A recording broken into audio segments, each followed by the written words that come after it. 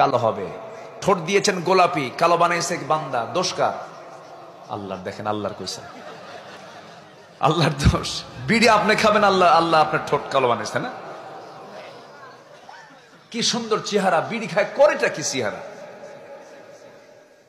আবার কিছু দরবার আছে আমার দেশে, আবার কিছু দরবার আছে সে দরবারে গাঁজা খায়। ওরা বলে গাঁজা নাকি বেহেশতের গাছ। বুঝলেন? এই তো হচ্ছে অবস্থা। ওই দরবারে বসে বসে গাঁজা টানে আর বলে আল্লাহকে তালাশ করছি।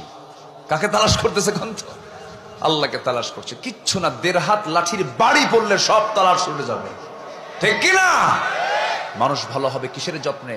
দেহের যত্ন আগে না নামাজের যত্ন আগে? নামাজ। আমরা নামাজের যত্ন নেব। জোরে বলি ইনশাআল্লাহ। قد أفلح من تزكى وذكر اسم ربه فصلى। আমরা জিকির করব কার? কেমন করে? নবীর মতো। কার মতো বলেন তো? নবীর মতো জিকির করব, না এই যে গাঁজাখোরদের মতো জিকির করব। কার মতো?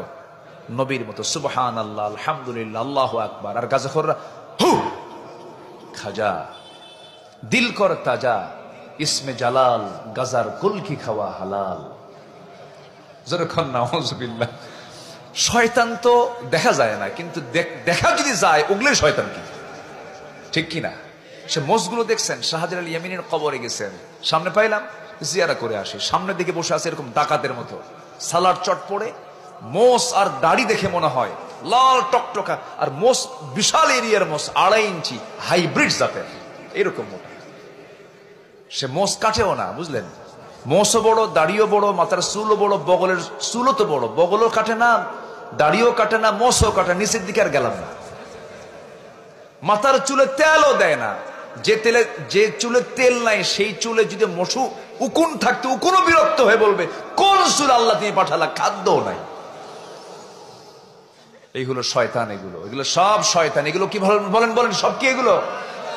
শয়তান। সাহাবী দুনিয়া থেকে বিদায় নেবেন, অসুস্থ অবস্থা কাতরাচ্ছেন, নবীর কাছে সংবাদ চলে গেল। রাসূল বললেন, ওই সাহাবীর কি খবর বলো তো?